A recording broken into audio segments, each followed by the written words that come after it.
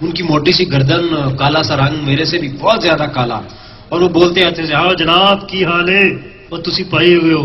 جو politician type لوگ ہیں ان کا بڑا بھائی چیف منسٹر کا ایڈوائزر تھا, اور وہ بڑی خطرناک 5-7 بندے مارے ہوئے ہیں, 5-7 اپنے مرے ہوئے ہیں. راجپوت ہے نا بائی دا وے, رانا صاحب بھی تو اس ٹائپ کے. ایک دفعہ اس کو فون کیا دوست نے, تو وہ کہتا ہے بڑی صاحب کتنے ہو؟ کہتا ہے بردر میں اس وقت فائرنگ دے وچ ہاں, میں اپنے بھرا نوں 10 منٹ بعد فارغ ہو کے فون کرنا.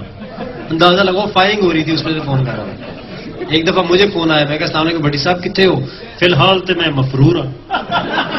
میں کہ یار اس طرح دی حرکتاں تسی کیوں کرتے ہو کہ مفرور ہونا پوے؟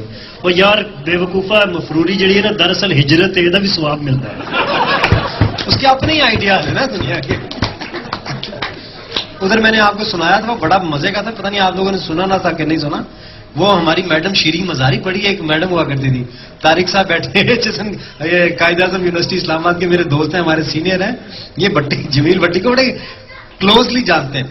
تو بٹی صاحب کلاس میں بیٹھے ہوئے, میڈم نے انٹرنیشنل میپ سامنے لگایا ہوا, دنیا کا ورلڈ میپ لگایا ہوا, اور ساؤتھ ایشیا پڑھا رہی تھی. تو ایک دم سے انہوں نے دیکھا کہ بٹی کا دھیان کہیں اور ہے. کہتی ہیں میڈم بٹی tell me where is South Asia on this map. کہتا میڈم اتنے کتنے سی.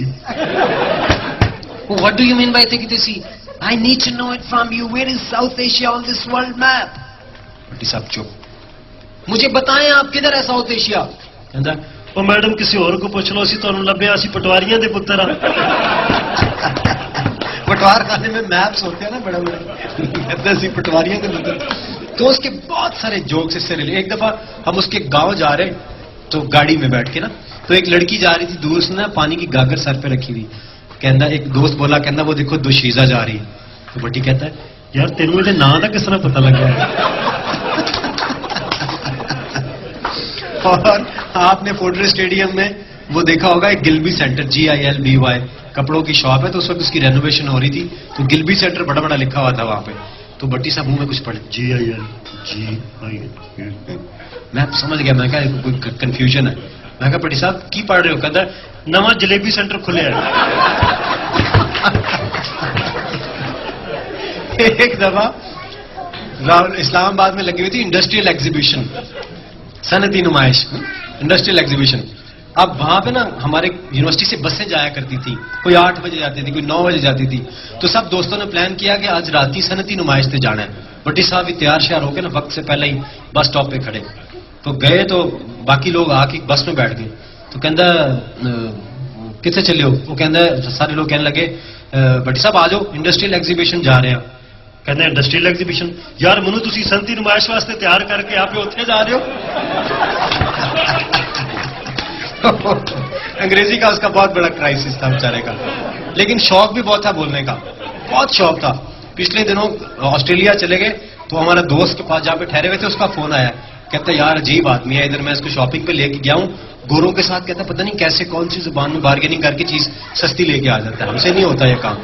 کہتا ہے گھر آیا واپس لفافے شفافے پکڑے ہوئے انٹر ہوا, تو آگے بچے بیٹھے ہوئے تھے, آتے ساتھ کہتا ہے ویلکم ویلکم, خود ہی ان کو کہہ رہے.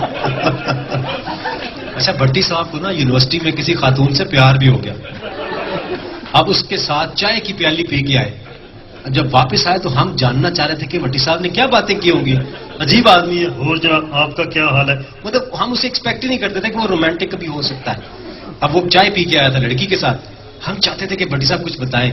اور کہتا اچھا کہ بٹی صاحب پھر کیویں ادھر وہ آئیے پہلے تھوڑا پائی گیا آئیے. میں کہ جناب بیٹھو. بہ گئی. میں اتنے لایا سی 3 4 میں کڈیا ٹیبل تے رکھ دیتا. میں کہ ایزی ہو جاواں. گولیاں والا پٹا سی میں کھولیا, رکھ چھری لائی سی میں کڈی میں رکھ دیتی ہے. میں کہ جناب کی کھاؤ گے؟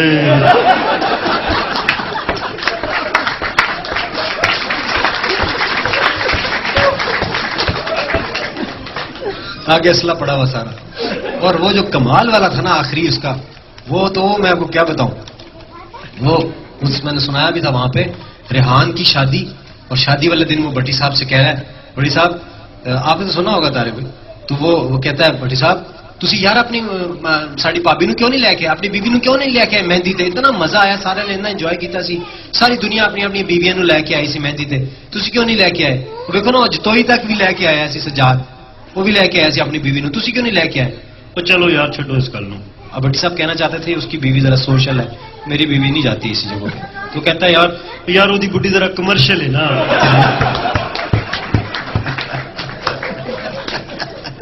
سادہ آدمی ہے لیکن کمال ہے. تو اس کے جیسے جیسے ہم آپس میں بیٹھتے ہیں مجھے اس کی باتیں یاد آتی رہتی ہیں اور we can talk for hours and hours. تو یونیورسٹی کا وہ زمانہ نہیں بھولتا. ایک دفعہ ہمارا ایک اور دوست تھا, یہ مجھے کہتے وہ سنا دینا.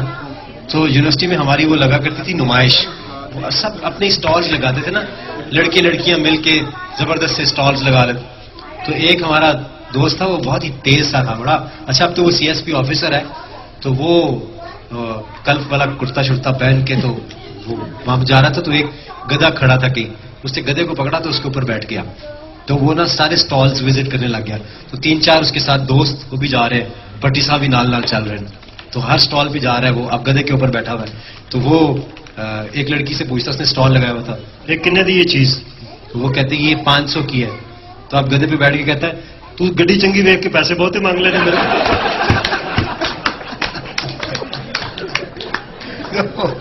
وہ جو زمانہ یونیورسٹی کا نا جی وہ نہیں بھولتا بندے کو.